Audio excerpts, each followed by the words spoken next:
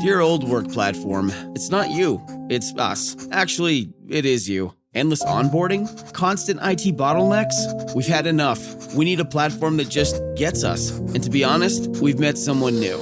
They're called Monday.com, and it was love at first onboarding. Their beautiful dashboards, their customizable workflows got us floating on a digital cloud 9. So no hard feelings, but we're moving on. Monday.com, the first work platform you'll love to use. Hey, put your lighters up. Ganja's in the house. Ow. As you can tell from my accent, I am from Dallas, Texas, and it was not very easy growing up looking like this. Whether I was playing in my grandma's clothes or putting on a show for my well-organized, alphabetically ordered Beanie Babies, I was gay. Okay. But it wasn't until I moved to Los Angeles that I discovered marijuana. I mean, I like to smoke, y'all. I am just flying as high as your receding hairline. Okay. Marijuana really does help me calm down. So y'all, I went to Valencia where they filmed the TV show Weeds. Now y'all, it's very dry. It's almost kind of like your vagina. Can I get an amen? Now y'all, I am a tree hugger because if it ain't green, I'm not interested. Okay.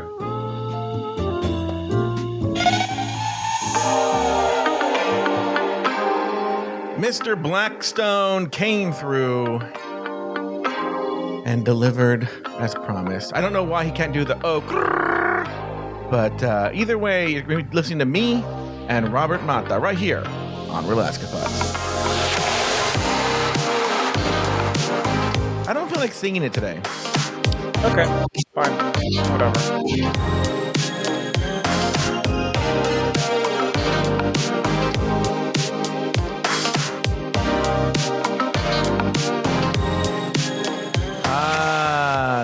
I didn't say anything at the top of the show, but as you know, this is RulaskaThoughts, where we take a deeper dive into. I don't know how deep of a dive we can take into this episode, but we take a look at the issues that lie beneath the surface here at RuPaul's Drag Race, and this is for season 17, episode 4. But I do not do this show alone. I do it with my podcast boyfriend, the one and only Mr. Robert Mata. Hello, Robert. Hi, Joe. I just had to rip the tape off of my mouth because it's so difficult to not jump into that monologue from the very second that it starts. Oh, why? You should have done it along with it. No, that's annoying. I'm not fucking Jules Sparkles or Lana Jure. Do you know it by heart? Could you do the whole thing by heart? I had forgotten the tree hugger part, actually. Yeah. I was like, oh shit, is this bonus content? But no, it's from the original. Yeah. Mr. Blackstone doesn't fuck around. He knows. In fact, I think if people can think of other iconic moments that Mr. Blackstone should recreate, because I giggled at that. It's kind of funny to hear in his voice. You know, I'm thinking maybe the sugar daddy speech. Oh no, I think they made the right choice in choosing the "we write the story" part of that Untucked. No. I'm talking about Mr. Blackstone. No, yeah, Mr. Blackstone should follow the show's example. Oh, it's Mr. Oh, so you're saying Mr. Blackstone should follow the show's example and do the "we write the what?"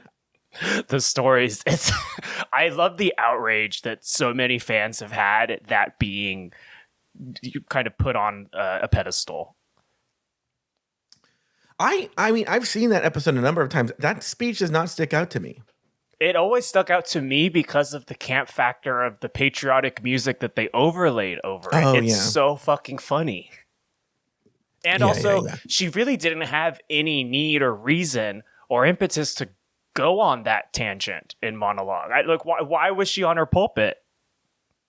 I may need to rewatch that Untucked episode. But Robert, I want to bring up something. Last week we had on Jamila. Yes. She was fantastic. She was great. She was perfect. Love Jamila. Looked like and she did a good job. I was really happy with her, and the fans were happy with her. We got a lot of really nice comments about her. But she said something to me when I was thanking her for being on the show, And I didn't clock it. She clocked something. Now, people at home don't know this. Robert does not turn his camera on during the show. Everybody else does. Robert doesn't. And he claims it's because his internet is not reliable. Fuck Spectrum, yes. Yeah, fuck Spectrum. But as Jamila pointed out, she goes, Robert's internet never went out last week. It was totally fine. Never stuttered, never did anything. She goes, I think it's a lie. So now, Robert, I want you to know, because you get very sensitive. I'm not saying you're lying. This is something that Jamila wrote to me. No, for sure. I think that's fair. Just because it happened to work that one time doesn't discount the number of times I've been on significantly more important video calls and for it to stutter or drop or cause the bandwidth to be overwhelmed or what have you. Yeah. I do appreciate that the internet did seem to give me a near flawless experience last week, but we've already cut out once in this few moments that we've been chatting. So, but I think that was on my end, if I'm being honest. It's possible. Yeah. Yeah. Cause my camera went out.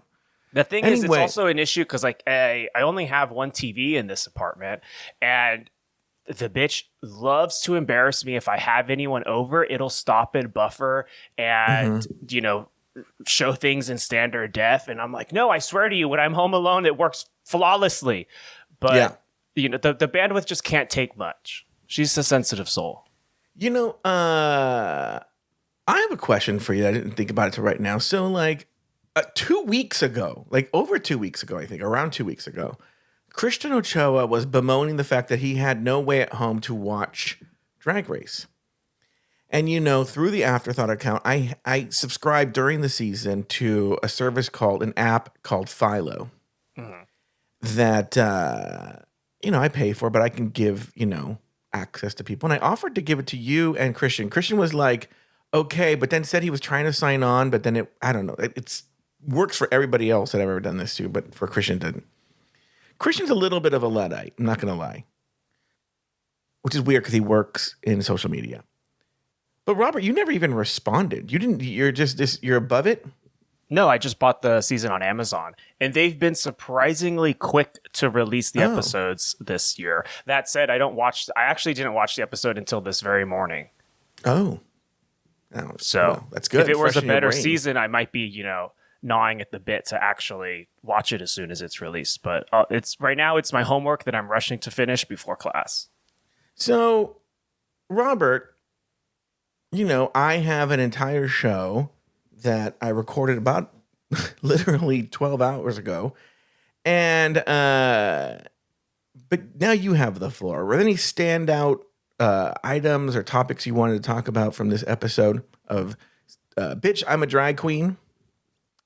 I guess actually a few things crossed my mind while watching it. The first one being something that was addressed between you and Nathan, which is the self-referential nature of the challenge.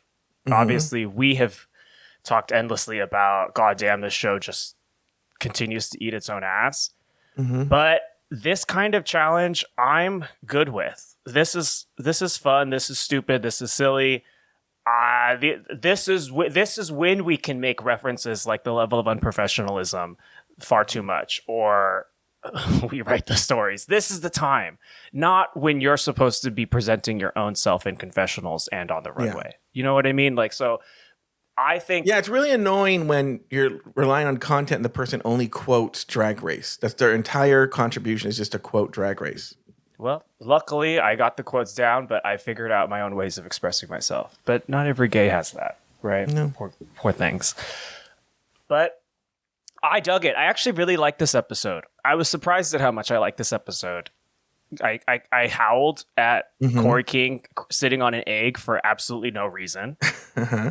I loved Joella's mattress, glory hole function thing. I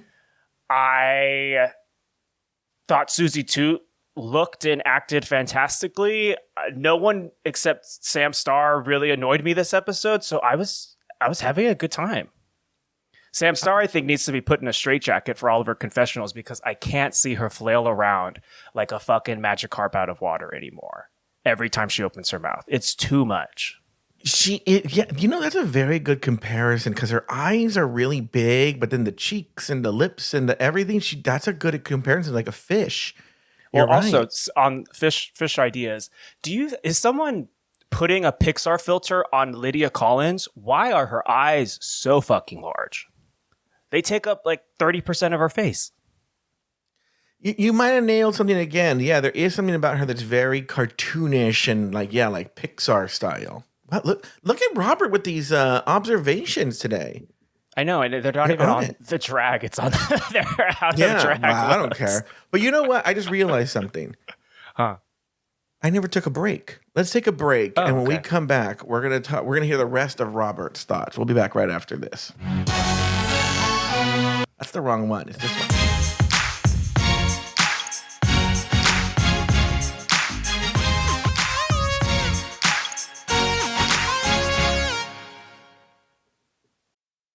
Build your fits of the day with Abercrombie's newest denim drop. I'll tell you where to start.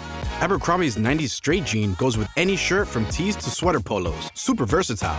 Their loose and baggy jeans are more trend forward, so I grab those when I go out with friends. Right now, get 25% off on almost everything at Abercrombie. Offers valid in stores and online January 23rd, 2025 to January 28th, 2025. In US and Canada, exclusions apply as indicated. Online price reflects discount. The last thing you want to hear when you need your auto insurance most is a robot with countless irrelevant menu options. Which is why with USAA Auto Insurance, you'll get great service that is easy and reliable, all at the touch of a button. Get a quote today. Restrictions apply. I think I just won my taxes. Yeah?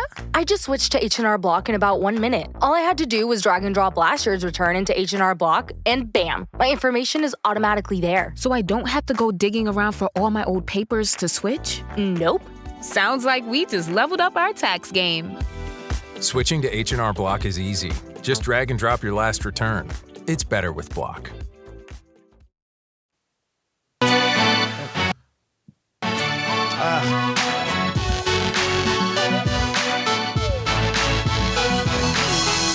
And we're back. Because I played the wrong one before the break, it picked up where it left off. Who cares? Usually I'd be like, oh, we'll just do it all over again. But now, like, who cares? What does it all mean? Anyway, Robert, any other thoughts on the episode itself? I think we need to talk about your Dark World counterpart, Joella. Why is she my Dark World counterpart? Well, you know how in Link to the Past, when Link went to the Dark World and he had that bunny alter ego? I think yours would be Joella. Are you saying that I look like Joella? Not really, but your name's Joe and her name's Joella. You just forgot the Ella. Oh, okay. No, I don't care about that then. Okay, good. I don't want to look like Joella. Plus, I thought it would get under your skin like that. It did. It worked. But okay, we have to talk about Joella. Let's just start with it. What did you think about her departure? What did you think about her run on the show? What did you think about the whole everything that has to do with Miss Girl? Okay, let's put a pin in something. I want you to remember it. I saw a video of this Naysha Lopez from Roscoe's. Oh, I'm sorry. Talking to everyone Joella. about to hear this. Huh? Just your hate for Naysha Lopez. Well, yeah, that's why I said let's put a pin in it, because this is really an anti-Naysha Lopez rant. Did you hear her go off on Joella at Roscoe's? No. Okay, I'm going to just tell you the headline. We'll put a pin in it. We'll come back because you asked me about Joella, not Naysha Lopez. Mm-hmm. But the pin is this. Naysha Lopez was upset because when Joella left, she said something to the effect, this is very close. At least I'm not going to die a local girl. Okay. Uh-huh. And Naysha was very upset and, talked about how local girls are the backbone of drag. I'm not even saying she's wrong. I'm not going to get into the argument or the merits of it, right? So let's put a pin in it, and then I'll come back and rant about this Naysha Lopez. But let's talk about Joella. So, I was trying to get into this with Nathan a little bit, but the second, and they knew already, because I'm going to say something, and I want to hear your opinion on this. In terms of forget the runway, and this is where the show plays fast and loose with its own rules. Sometimes the runway is important, sometimes it's not. But in a world where the runway isn't that important, Joella's number wasn't horrible. It wasn't the worst. It wasn't the best, but it wasn't the worst. It was totally passable, considering the constraints she was in and whatnot, I thought it was totally fine. Nothing yes, wrong she with did it. look absolutely terrified for the first 30 seconds of it. Yeah. Which, maybe not 30 seconds, maybe 15, but it colored my opinion of the rest of the number, which I do think was not terrible. Yes. But I think Sam and Acacia's number was way worse. Horrible. I think that Horrible. They weren't even considered. Lana's and Lydia's was also absolutely, like you said, how are you going to get upstaged by a person pretending to be a tumbleweed? Yeah, exactly. So there were better candidates, but they know what the runway is, the producers. So they knew this bitch was going to come out in a giant mattress.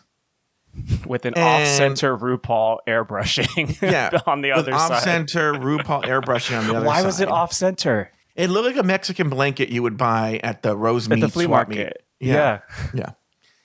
And that was the bed of every Mexican gay kid in January of 1998 or something. Well, except they were tigers. Yes. Siberian. What the fuck is with Mexicans and Siberian tigers? I know the history of this. Hold on. I'm going to tell you. So these are actually technically called San Marcos blankets. Okay. Yes, that's right. Yes. And San Marcos is now out of business because what happened was they were making these high quality San Marcos blankets that were these thick Mexican blankets that for some reason, would always have like a tiger or a bear or some sort of like fierce animal or the Virgin Mary just on them. Definitely the Virgin Mary. But guys, if you haven't had these blankets, they're incredible. Okay. I call it my Big Mexico. I take it everywhere with me. And so they had this, and then the Koreans caught on to this, and they decided to make knockoffs that were made for much cheaper, and it put San Marcos out of business. So now any sort of Mexican blanket you get now is actually a cheap knockoff of the San Marcos blanket, the original, which the company doesn't exist anymore. Actually, for Christmas like 2 years ago, I bought my brother, you can buy them, an authentic San Marcos blanket, the real one. Is it hand sewn? They're better quality. You can tell. I will say the Korean knockoffs are pretty fucking close. You can tell the fabric's a little bit of a lesser quality, but other than that, they're very, very close. Okay. But anyway, so that's what the RuPaul on the mattress kind of looks like. So anyway, the producers know what she's going to do. And they already know this would be hilarious to see lip sync on the runway. I wouldn't even be surprised if Joella was like, do I have to lip sync in this? Can I just put on another outfit? And they were like, no. Like, which was, thank you, producers. Yes, producers made the right choice here. They made the right choice, and they didn't send anybody home that shouldn't have gone home. Like, everyone's like crying about Lucky Stars. I'm telling you, next week there will be no tears. I mean, you have to know that was the moment that Joella truly became. I bought into it finally after being so obstinate about it. I was like, okay, finally, I'm fucking into this girl. When she had that confessional, she's like, why the hell is everyone crying? Yeah, I mean, she's not wrong. Why is everyone crying? Yeah, no, I agree. I think if I don't say it every other episode, you'll say it instead. Between the two of us, we're always crying about people crying. Yeah, and it's been a couple of seasons because last season there were a bunch of crybabies too, right? We could say that about every fucking season past like season 6 or 7. Oh, let me ask you this question because it came. Well, I guess you're aware of the question. Did you listen to the podcast? Yeah. Okay. So where do you fall on this era? Where would because they ended volume 1 like at season 6 or something. But where would you actually end this era of Drag Race? I think the eras would go 1 to 6, but I could be convinced that stretches into 9. Mm-hmm. And then it goes from 7 to 12. And then I think everything from 13 onward is this same blah era. Well, I could go with that. Because 7 is definitely a pivot point. It's funny because Magnolia Crawford predicts this, but on season 6, she comes and she goes, I'm just here for the exposure. And everyone's like, oh my God, right? Like, I can't believe this. And then season 7, the bitches are openly only there for the exposure. No, I mean, that was the beginning of the Instagram girls. Yes. And season 8 sort of cements that. And then season 9 is just, to me, season 9 is just peak Drag Race. The whole season, everything Well, and that's why I'm saying that I could be convinced that season 9 would be the end of the original era, because Sasha Velour's lip sync really, I think, is the high point of the entire franchise, and everything following has, attempted to live up to that. I mean, that's not my personal opinion, but I think that's the fandom at large's opinion. Yeah. Did you have other thoughts on this episode? Well, to go back to Joella, because I think that, I don't think in last episode we talked about Lucky Stars at all. Granted, I don't really know what there is to say, except that she kept talking about how much she needed it. And I kept telling myself, well, the N in CUNT doesn't stand for need, it stands for nerve. And she didn't really have any of that. But for Joella, do you think, I think that this was the best case scenario for her to go home right now. She's going out, Balunza, like at the top of her delusional, insane game, and no one's tired of it, and she's left the people wanting more. I'm going to make a slightly different argument. I'm not saying you're wrong. I feel in any reality show, the best thing and let's talk about Drag Race specifically. There are some peak positions to go. First, fifth, and win. Because first, everyone pays the most attention to the first person out. I could probably name most of the first outs. Most. I don't know. Right? 14. But who remembers the second outs? Which is the one with broccoli? Who was the broccoli girl? That was Dahlia Sin and 12. I love how I said I can name almost everyone. I couldn't even name the first one I said. Right? And then the fifth position seems to be almost like, oh man, it's almost like a great position to go home. There's some iconic people, Ben de la Creme, Katya, Jennifer Hudson. They've all gone home right before the finale. Yeah, it's a fan favorite departure spot. It's a fan favorite one. You're right. And then obviously the winner. But other than that, so Joella goes home second. I think that's kind of a shit place to go, but I see what you mean and you're right. There wasn't much else to do with her storyline. There wasn't much to her. I don't know. I'm very torn on her. I could do a lot of, I would want to see her again. I'll say that. I would want to see her again on another season. And that's what matters. You want to see more of it. And yes. I think that's what's going to make any appearance from Joella successful. Hopefully they give her a chance to continually shove her foot all the way down her throat, because that's what she does best. But I feel that the delusional momentum of the season is now a little lost, so we're going to be a little bit less well off for that. But as far as Joella's career is concerned, she got it locked. She just needs to be a ridiculous girl, and people are going to eat it up. And I almost wonder if she with her. I wonder if she almost would have gone home first had they not known she was going to wear a mattress. Why were the judges so anti-mattress? Look, I see what you're saying. It is lying, a clever take. How are you going to say, I love stupid, we love stupid on this show, and then a bitch rolls out in a mattress looking like all the tight shots on fucking Kristen Wiig and Zoolander 2 to make me howl, and I love it. And the judges are like, oh, why would you do this? Why are you wasting your time on this runway with? Fuck you. That is camp. That's fun. That's stupid. That's drag. Yeah. Well, because it's not authentic. Everything that they say is not authentic. They're officially out of touch. So they're going on what they predict they think the audience wants. They can't see camp in front of their face. But they will reward stupid, soulless shit like Burger Finger. It's just really annoying. Because they bring that up this is going to hit. They think that's going to hit. Which is dumb. Next week, I'm going with some friends to Vegas, and they're going to go see Mariah Carey. I've already seen her, so I decided to do something else with my night. So I bought, maybe against my better judgment, a ticket to the RuPaul's Drag Race live show. Mm-hmm. So I hadn't seen it. I don't know how many. There were 5 tickets sold to this. How is this still on? But it wasn't. Regardless, because you know what? There's a whole weird economy in Vegas where there are people who survive. I know this because of the world of magic, There are magicians who survive and make a lot of money based on this whole universe of like free tickets, you know? And so like there's this magician, I think he still works and makes a lot of money in Vegas. I don't think anybody ever pays to go to his show. They're always crowded, you know, because people give away these tickets. These are tickets that are like given away by the casinos or whatever, or come here, do this. You're going to get these tickets to Matt King. And I think it's probably the same thing with Drag Race, because I bet you were they expensive tickets? Were the tickets expensive? Well, that's why I say maybe against my better judgment, because maybe I shouldn't have spent $100 on a regular mid-level seat. Maybe I should have just strolled on up and tried to swipe my face card.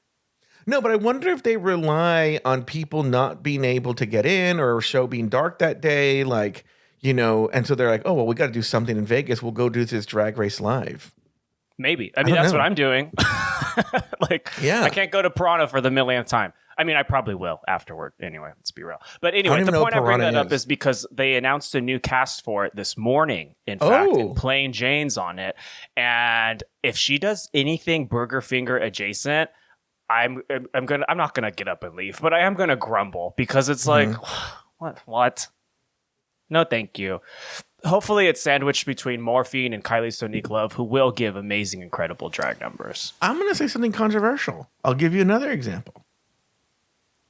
I don't, and I might have said this on the show at the time, I don't think Willow Pill's talent show bit was that funny. The thing with the bathtub. That was my favorite thing she did. I don't think anything else she did after was funny. I didn't think it was that good either. But I said that at a gay party a couple months ago, and those little gays were so mad at me. They were like, how dare you dislike Willow Pill? I'm like, I'm sorry, I just don't think she has winner quality. Just my opinion. But I don't think anyone on season 14 did. So yeah. So I remember thinking like, what this is just, and RuPaul howling. I'm like, this, I think she's looking, because it was like a season, was that the season right after season 7?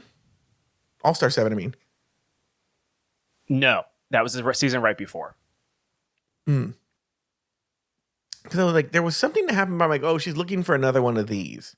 I don't remember. Who was on the, was there a quirky person on the season? Oh, wait. On All-Star 6? Season 14? I don't know. Who knows? It went All-Star 6, 14, then All-Star 7. I don't know anything. Here's what I'm going to say. With UK versus the World, with Jimbo's Ghostly UK versus the World Season 1 act. I don't know exactly when it was filmed, but it is in that general blob of time. Yes, maybe that's what it is. Is Rue was like, oh, okay, this is something I have to like, and I have to like this stuff. I don't think she had authentic feelings about anything. Why do you not know that the people are going to live for a fucking mattress with feet hobbling down the runway? I don't know. Similarly, why does Michelle not know that if someone claims that their makeup is signature, at least in the fan base's eyes, it's suddenly perceived as sacred, and therefore you can't say a word against it? I guess to rile it up and continue stoking the flames of conversation, but the judging panel seemed particularly ill-informed today. That would be a question I would ask Michelle. Believe it or not, I would really push her on this, because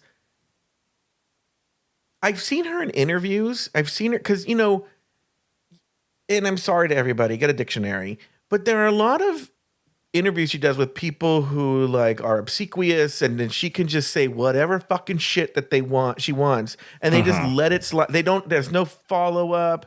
There's no like, oh, well, really? Because, you know, this happened. They just let her say whatever fucking bullshit comes out of her mouth.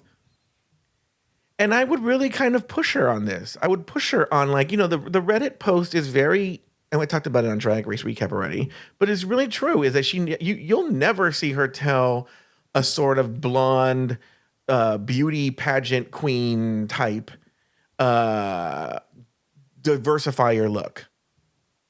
She'll never say that. No. And honestly, even then, Ariadne's makeup isn't that offensively different or unmarketable. I think that she had that appearing as Kat's Reed prepared, and she was going to use it no matter what. Well, the thing that I would ask this too, the thing that puzzles me is, I will say the receipts exist that Michelle was in the world of like Club Kids and drag in the 80s. She was there, front line. You see videos of her, right? So how is she growing up in that world and still where she is now. I don't know. I mean, I guess people evolve, but you would think that she'd be more open to this.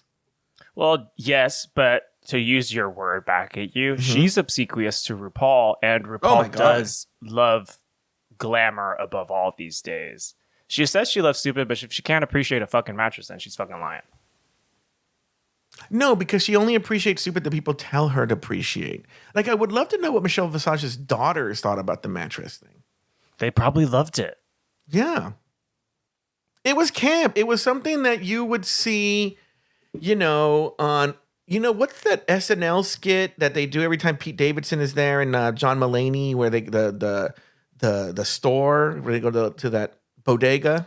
You're asking the wrong millennial. Oh, so there's this regular bit that they do on SNL. It is pretty funny, right? Where Pete Davidson and a friend will walk into a bodega. John Mulaney owns the bodega, and they'll ask for ridiculous things. And then these weird ass these like characters come out and do these escalating absurd sketches. They just get more and more absurd, right? They usually like I New much York preferred themed. the Amanda Bynes show version of this. What happened on the Amanda Bynes show? It's the same setup, but it was at an ice cream shop where they just, they continually... It was also iterated, obviously, off of SNL to begin with, but all that did that with... Or maybe it was the Keenan and Kel show. These are, our children's versions of SNLs that we watched as a kid. I think that's much fun. I can't subscribe or ascribe or get into Pete Davidson or anything about him. I talked about him with a friend recently. It might have been on an air. I don't know where I talk about things anymore. And I was talking about how, like, there are moments where I'm like, I see it, right? And then there are a lot of moments, most of the time, I would say 60% of the time, 70% of the time, where I'm like, what the fuck? He's kind of gross looking. I'll leave it there. Why? Well, because I agree, and nothing more needs be said. I thought, because I was just thinking right now, is he sort of this... I'll say it off the air, and I think you know what I'm going to say. Okay, let's go back to Naysha Lopez. Yes, I'm so curious about what upset you about this. I mean, you get the Joella again. Joella, this is where I'm sorry, Joella. I did lose some of the burgeoning fun I was having with her. But why are you going to quote Selena S. Titties of all fucking people on your exit? Is that what Selena S. Titties said? Mm-hmm. In the challenge where Sasha Colby won for playing God and doing that net crack that I guess other people find quite hilarious. Wait, I never thought that was the funny drag either. queen afterlife. Yeah. And Selena S. Titties went home on that challenge. She said, "No, she did not." But that was her one line that sort of made my memory, at least. So let's to repeat what I just said. Naysha Lopez got really mad, went on a whole rant to camera about Joella saying, at least I didn't die a local girl or something like that, and goes off about the local girls. They're out here doing the work. They're working 2 to 3 shows a day to get by. They're doing this. The local girls, Drag Race isn't the pinnacle of drag. These local girls, they're doing on and on and on about local girls. All of a sudden, she's Norma Ray of local girls, right? So she's the Cesar Chavez of local girls. Well, she has tried to mobilize drag queens into some kind of union, so I think she does figure herself some kind of community leader in that fashion. Yeah. Uvas, no. But let me tell you this. She's all pro local girl. This fucking bitch has Roscoe's flyer out every fucking weekend to do this show, taking a job that would have otherwise gone to a local girl. That's a Latino flying in to steal a job? Yeah. You know what? Another Latino coming in and taking a job. Once again, this Naysha Lopez, like, local girls, fly me in can you imagine that? What is it, like a 4-hour, 5-hour flight to Chicago from LA? It's so long. It really shouldn't be. Yeah, it's like a 4 or 5-hour flight to and from.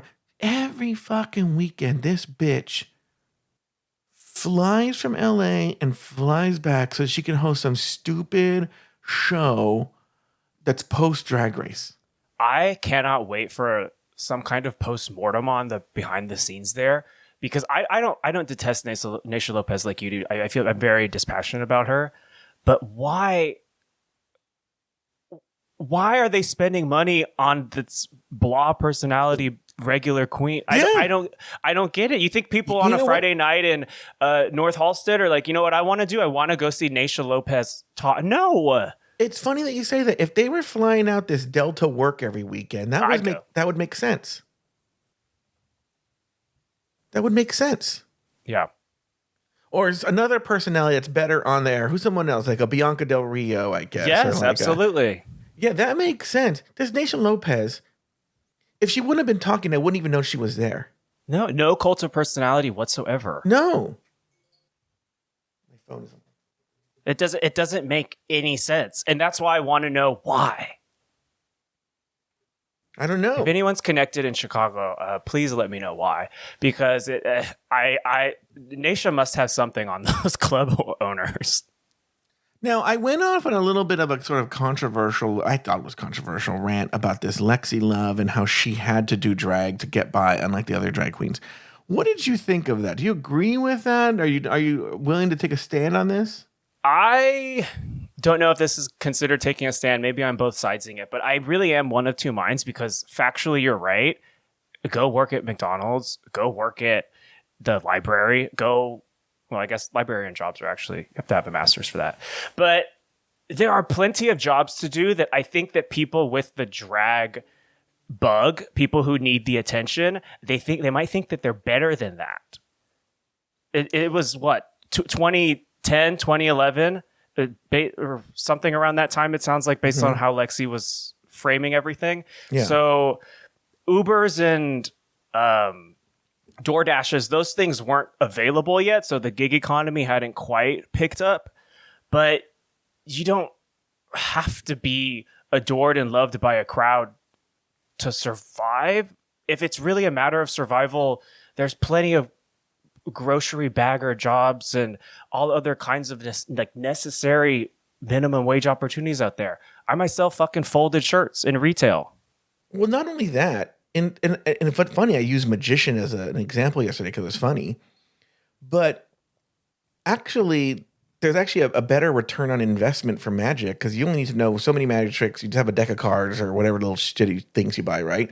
And you actually strangely, I'm not a working magician, but on the Magic Castle private Facebook group, there will be people who are like, hey, I can't take this gig, but I have a gig. Somebody wants to hire a magician in the palace. Well, not anymore, but wants to hire a magician in San Marino, but they can only pay $300 for the hour. So they're making. Look, you're only working 1 hour, but in terms of return on investment, it's pretty good, right? Yeah. But for a drag queen, it costs a lot of money to do drag. You have to get these outfits, you have to make them, even the materials. It's just the cost of time. And especially at that time, they were making what? And this is very even true. If you're a local girl, $10 in tips. Yeah. It's just not a good return on investment for the time and energy. That's why, even for a lot of these girls, it's a hobby.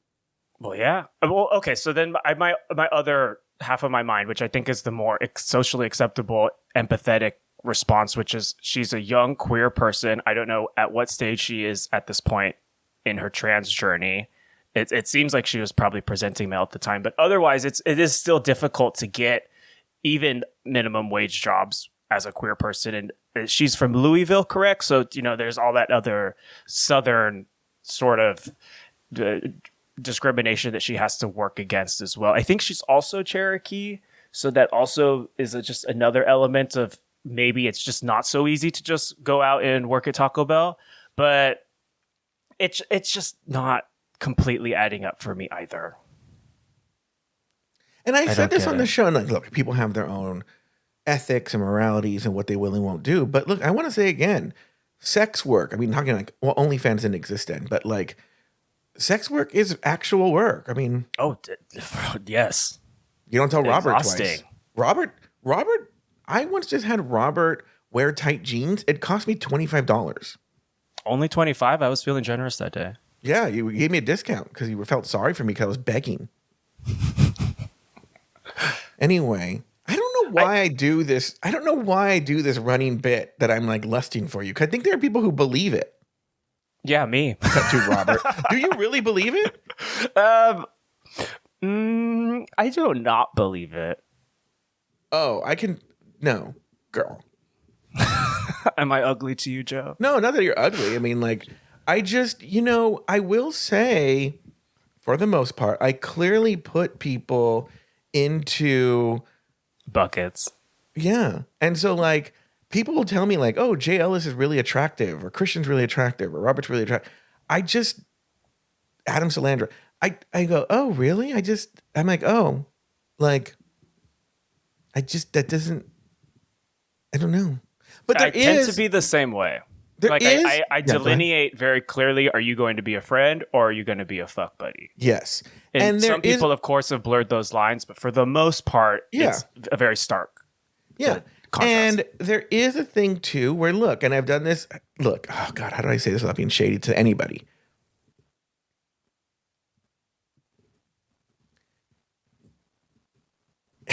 Taking my audience into account, I want them to think that the hosts on this show are really attractive and sexy. Yeah, sex sells. Yeah. So that's why I'm always promoting how hot Lori is and like how sexy she is and whatnot. And so like I want people to think that the hosts on our show are sexy and worthy of, lusting after. It's a whole calculated thing. But the more I listen, I go, this is escalating to a point that it's bizarre. Well, I don't do anything but sit and giggle, so that's on you. Well, it's not about you. Up until today, I thought you realized it was a joke as well. Well, like I said, mostly yes, but then when it gets a little too common, I'm like, wait, hold it, hold the phone. Yeah. Anyway, so any other thoughts on this episode? There wasn't really much. Let me see. Look at my notes here. I'm running through it in my head. It was a good episode. I loved Anya Nerve's performance. I was surprised that I don't know how much autotune they put on everyone ultimately, but I do think that she sang it fucking incredibly. She performed it so well. I was laughing at her as her facial mannerisms and her just general stage presence. Also, it's like she killed it. I'm so happy that I'm a fan of this girl and she fucking did that. Do you think that this Mona Lisa wears a shake and go? What is wrong with me that I can't tell? I thought it was her natural hair.